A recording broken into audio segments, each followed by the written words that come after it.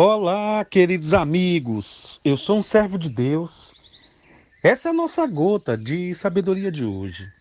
Hoje eu quero mandar um abraço para uma jovem chamada Jerusa. Jerusa, ela é administradora de um grupo que desde 2013 ela tem esse grupo na cidade de Canavieiras. Gente, ela me deu esse relato, falou comigo, eu fiquei tão feliz, tão Jerusa. Um grande abraço, minha filha. Eu estou muito feliz. A sua alegria ao falar comigo, parecia até que estava falando com alguém importante, o seu espanto, mas eu estou muito feliz por você ter esse grupo. Então, Jerusa, em Canavieiras, um abraço para você e para todas as pessoas que você administra nesse grupo, tá bom? Muito obrigado. É um grupo exclusivo do Gota de Sabedoria. Nesses dias que eu tenho falado sobre o Salmo 91, meu coração tem transbordado de alegria pela profundidade desse salmo. E é incrível como a expressão desse salmo, eu comecei a falar ontem sobre a parte do versículo 3 que fala de livramentos, esse é um salmo de livramentos. E ele diz assim no versículo 3: Pois ele te livrará do laço do passarinheiro e da peste perniciosa. É interessante que quando falamos de passarinheiro, laço do passarinheiro, quando falamos de peste perniciosa para os nossos dias, não faz muito sentido. Mas observe bem, quando eu penso na estrutura desse salmo, que é um salmo que eu já expliquei um pouquinho no seu início, mas está dizendo que aquela pessoa que habita com o Senhor, que tem a vida com o Senhor, que não é o inquilino, não é aquela pessoa que visita Deus de vez em quando, é alguém que se relaciona com Deus, que essa pessoa que está na presença do Altíssimo, essa pessoa ela vai ser livre, liberta, protegida por Deus.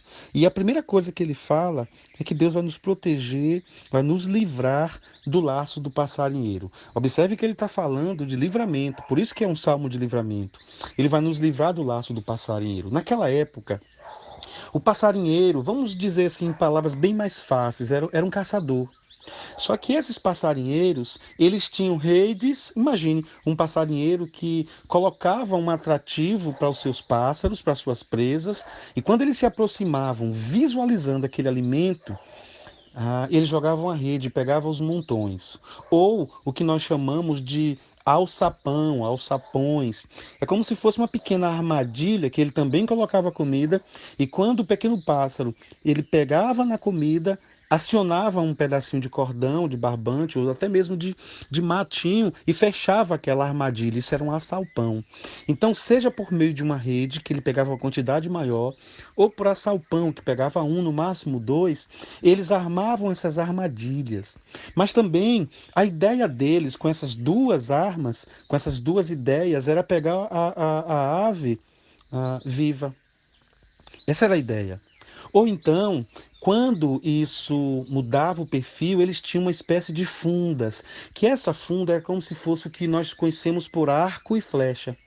E engraçado que essas formas de busca e de alcance das aves, as duas primeiras, isto é, a rede ou a salpão, era geralmente para pegar o animal vivo. Quando ele ia com arco e flecha, esse laço do passarinheiro era para pegar o animal morto, ele matava o animal. Que geralmente lá os egípcios eles usavam o arco e flecha como uma espécie de esporte. Então, era muito comum se encontrar passarinheiros profissionais que usavam essas armadilhas.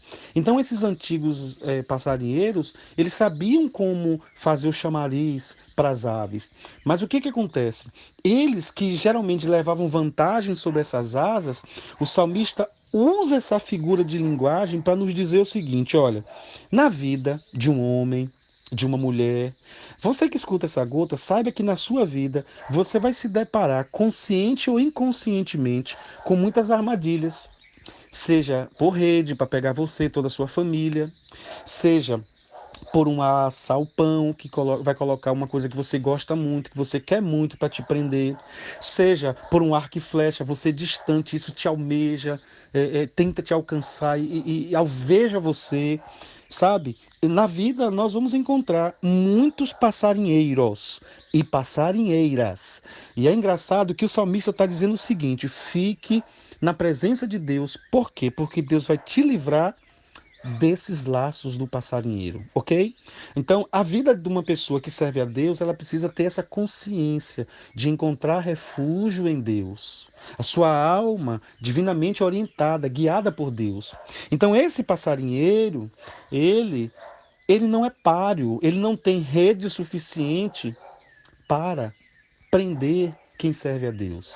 Então é isso que o salmista está declarando. Essa proteção divina é suficiente para nos livrar, inclusive, dos ataques de Satanás, que é o nosso passarinheiro. E Satanás, assim como esse passarinheiro profissional, ele tem muitas armas, ele tem muitas metodologias. Para cada pessoa ele tem uma forma, mas ele não tem condição de tocar numa pessoa de Deus. Por quê? Porque Deus livra. Então, muitas vezes nós vamos nos deparar na vida com o laço do passarinheiro ou com a peste perniciosa. Lamentavelmente, não dá para falar da peste perniciosa agora, porque o tempo é curto, eu pensei que daria. Mas essa peste perniciosa, pense bem, numa época que não tinha antibiótico, que não tinha vacina. E aí essa peste perniciosa eram vacinas ou eram doenças, eram pestes sutis que ninguém conhecia nada e centenas e centenas de pessoas morrendo. E aí ele está dizendo o seguinte: olha, confia em Deus. Ele é o melhor antídoto da sua vida. Amanhã eu vou falar, se Deus quiser, dessa peste perniciosa. Senhor, obrigado, Pai, por essa gota. Oh, Deus, como eu estou feliz em receber essa notícia da Tua palavra, que o Senhor me livra, nos livra do laço do passarinheiro.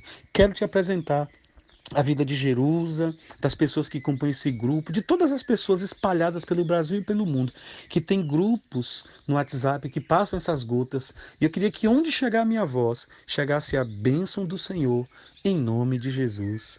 Amém.